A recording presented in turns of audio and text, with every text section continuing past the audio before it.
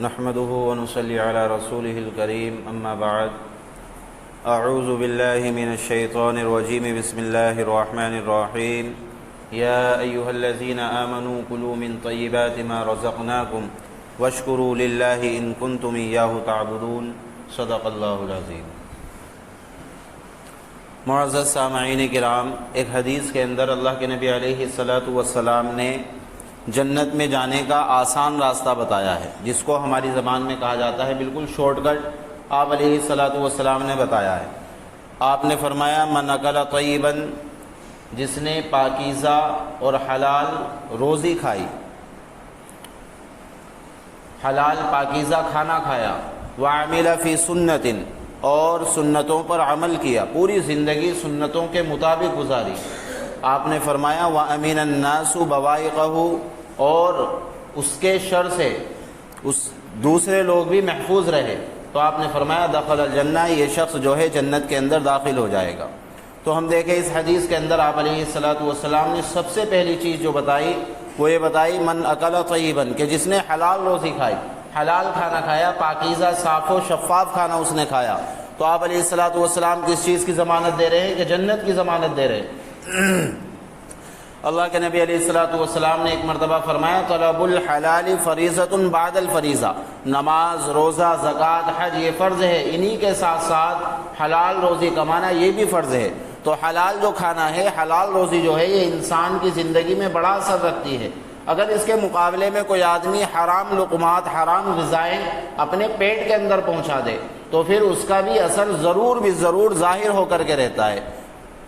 اور حرام مال جو ہے، اس سے اگر کوئی آدمی صدقہ کرتا ہے، خیرات کرتا ہے، تو یہ بھی قابل قبول نہیں ہوتا، بلکہ اس کے اوپر الٹا وبال بن جاتا ہے، گناہ ہو جاتا ہے۔ حضرت سفیان ثوری رحمۃ اللہ علیہ فرمایا کرتے تھے اگر کوئی چیز ناپاک ہے، مثال کے طور پر کپڑا ناپاک ہو جائے تو اس کو پاک کرنے کے لیے دھونا ضروری ہے، اور کوئی آدمی کہنے لگے بھائی پاک کرنے کے لیے دھونا ضروری ہے، کسی بھی چیز سے دھو لو، پیشاب سے دھو لو، تو حضرت فرمایا کرتے تھے کہ پیشاب تو خود ناپاک ہے، یہ اس سے کیسے ہو سکتا ہے؟ تو اسی طریقے سے کسی کے پاس حرام مال ہے، وہ اس سے صدقہ اور خیرات کر رہا ہے، تو الٹا اس کے اوپر گناہ ہوگا اور اس پر وبال ہوگا۔ حضرت عبداللہ ابن مبارک رحمۃ اللہ علیہ فرمایا کرتے تھے کہ میرے اوپر کسی کا 1 درہم ہو تو میرے نزدیک 1 لاکھ، 2 لاکھ، 4 لاکھ، 5 لاکھ روپے صدقہ کرنے سے بہتر یہ ہے کہ اس کا 1 درہم، 1 روپیہ ادا کیا جائے،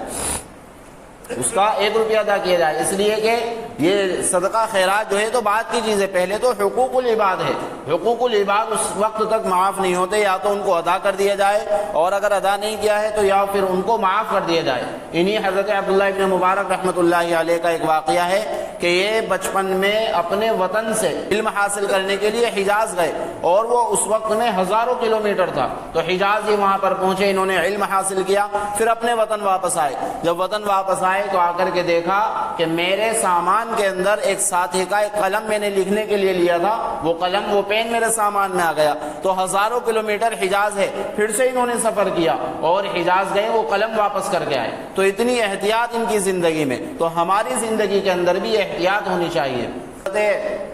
عبداللہ تستری رحمۃ اللہ علیہ فرماتے ہیں کہ جب حرام لقمات، حرام غذائیں انسان کے پیٹ کے اندر چلی جاتی ہے تو پھر وہ اپنا اثر ضرور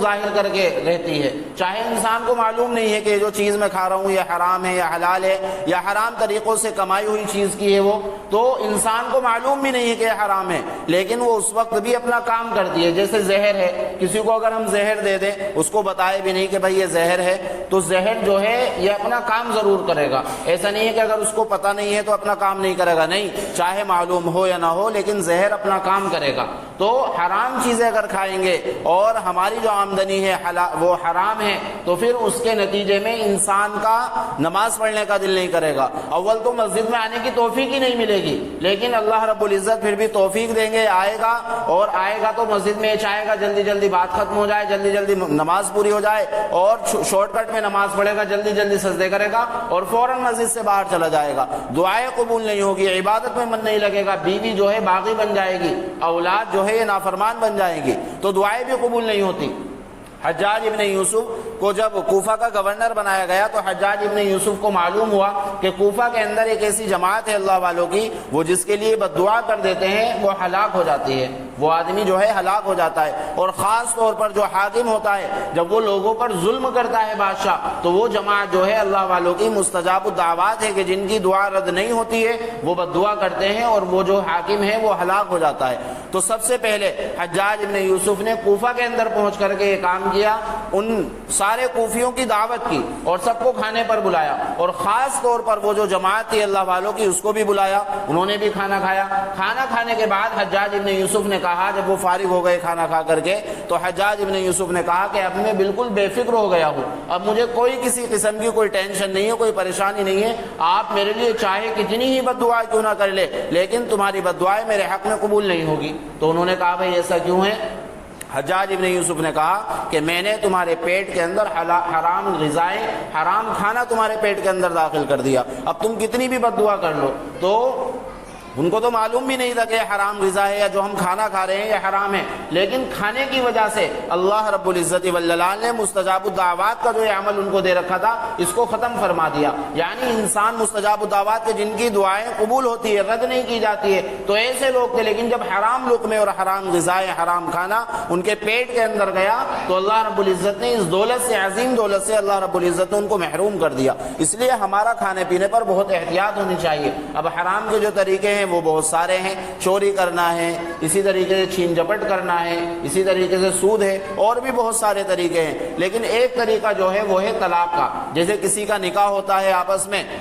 اب ان میں نہیں بنتی ہے تو پھر کیا ہوتا ہے کہ لڑکی کے جو گھر والے ہیں وہ کیا کہتے ہیں کہ اب ہمیں انہیں ٹھیک کرنا ہے، اب ہم دکھائیں گے کہ ان کو ہم کیا ہیں، اب ان کو کورٹ کچہری کے چکر لگوا رہے ہیں، اور جب فیصلہ ہوتا ہے تو باقاعدہ بات طے ہوتی ہے، 10 لاکھ 20 لاکھ 50 لاکھ روپے طے ہوتے ہیں، جبکہ قرآن کی طرف ہمیں جانا چاہیے۔ لیکن کیا ہوتا ہے کہ ہمارے سامنے کوئی معاملہ آ جائے، دنیاوی معاملہ ہو، تو ہمارے سامنے جب معاملہ آتا ہے تو ہم قرآن کو اور دین کو نہیں دیکھتے ہیں، بلکہ ہم پہنچ جاتے ہیں کسی سیاسی آدمی کے پاس، جبکہ ہمیں یہ ہونا چاہیے کہ قرآن اس سلسلے میں کیا کہہ رہا ہے، ہماری شریعت، ہمارا دین اس سلسلے میں کیا کہہ رہا ہے۔ تو 10 لاکھ 20 لاکھ روپے کا جو ہے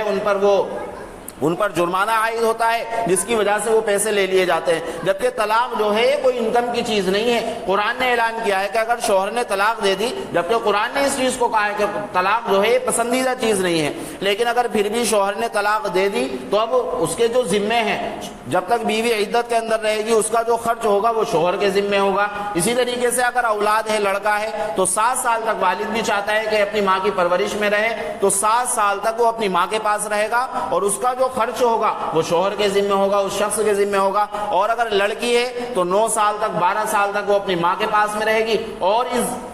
اس بیچ کا جو خرچ ہوگا وہ شوہر کے ذمہ ہوگا۔ تو یہ قرآن نے خرچ بیان کیا ہے، لیکن ہم کیا کرتے ہیں، ہم نے طلاق کو، آج اللہ معاف فرمائے، ہمارے معاشرے کے اندر یہ انکم کی چیز بنتی چلی جا رہی ہے۔ 10 لاکھ 20 لاکھ روپے میں، 25 لاکھ روپے میں فیصلہ ہوتا ہے۔ تو یاد رکھیے کہ اس طریقے سے چوری کرنا حرام ہے، ناجائز ہے، رشوت لینا یہ ناجائز ہے، اسی طریقے سے سود کا کھانا ناجائز ہے، چھین جھپٹ کرنا یہ ناجائز ہے، اسی طریقے سے طلاق میں پیسے لینا ناجائز ہے۔ اب سوال ہوتا ہے کہ بھائی لڑکی والے نے جو ہے 20 لاکھ روپے خرچ کیے تھے، 30 لاکھ روپے خرچ کیے تھے، وہ تو اپنے وہ پیسے وصول کر رہے ہیں، تو ہم دیکھیں شریعت تو منع کر دی ہے اس بات کو کہ آپ جو ہے شادی جو ہے بالکل کم سے کم خرچ میں کیجیے، جتنا کم خرچ ہوگا اتنی ہی زیادہ برکتیں ہوں گی۔ تو شریعت نے ہمیں اس کی اجازت نہیں دی کہ 10 لاکھ 20 لاکھ روپے ہم خرچ کریں۔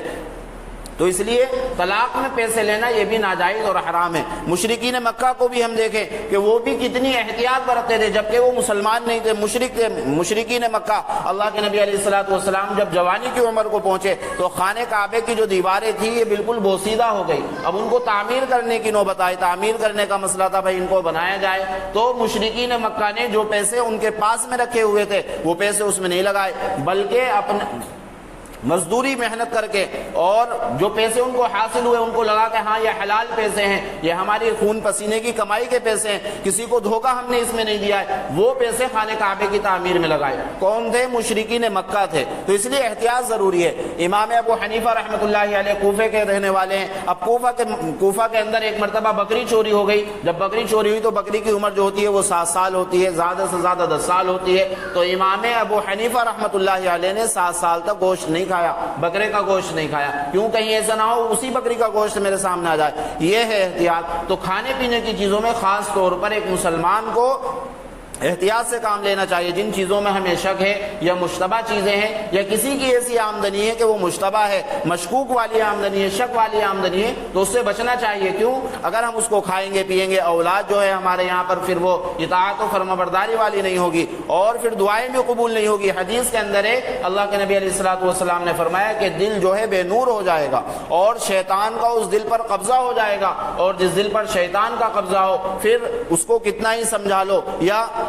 وہ نماز پڑھنے کے لیے تیار نہیں, روزے رکھنے کے لیے تیار نہیں, کسی بھی چیز کے لیے تیار نہیں ہوتا. کب؟ جب آدمی حرام چیزوں میں لگا ہوا ہوتا ہے. اس لیے ہمیں اپنے آپ کو حرام سے بچانا چاہیے. اللہ رب العزت کہنے سننے سے زیادہ بہتر عمل کی توفیق عطا فرمائے. وآخر دعوانا الحمدللہ رب العالمین.